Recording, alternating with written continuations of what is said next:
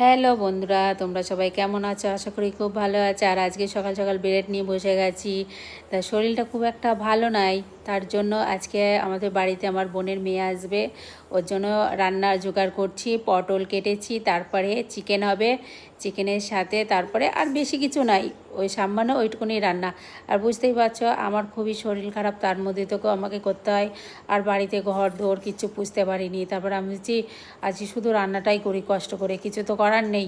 তারপরে আমার চালটা ধুয়ে দিলাম, তারপর রান্না চাপিয়ে দিলাম। হ্যাঁ, আর ওরাও রাস্তার মাঝখানে আমি ফোন করলাম, তো ওরা বললো আমি আসছি। যাই হোক, খুবই আনন্দ লাগছে, খুব ভালো লাগছে। আমাদের বাড়িতে অনেক দিন ছিল, বুঝতে পারছো, অনেক দিন ছিল ও আমাদের বাড়িতে। তারপরে ও চলে গেছিলো একটু ঝামেলার জন্য, মনটাও খারাপ করছিল। এ দেখো রান্না করতে করতে আমার কড়াটা উল্টে গেছে। তারপরে পটল ভাজতে ভাজতে আমার যে কড়াটা উল্টে গেছে, তোমরা তো ঠিক বুঝতে পেরেছো। আর আমার তার মধ্যে থেকে গলার চেষ্টা পেয়েছে, একটু পানি খেয়ে নিলাম। হ্যাঁ, আর একটু গরমের সময় একটু পানি না খেলেও হয় না। হ্যাঁ, গরমের সময় পানির দরকার, ঠিক আছে। তারপরে আমি মাংস রান্না করছি, তার মধ্যে ছেলে আমাকে বলছে মা একটু মাংস দাও, ছোটো ছেলে।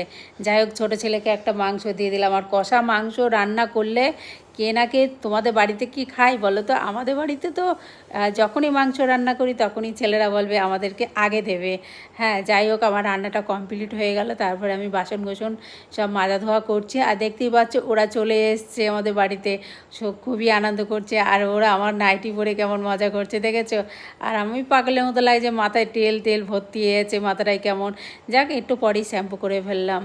হ্যাঁ, তারপরে কেমন লাগলো ভিডিওটা একটু কমেন্ট করে জানাবে। আর একটু পরে আমাদের পরের ভিডিওতে আসবে। টাটা বন্ধুরা, সবাই ভালো থেকো।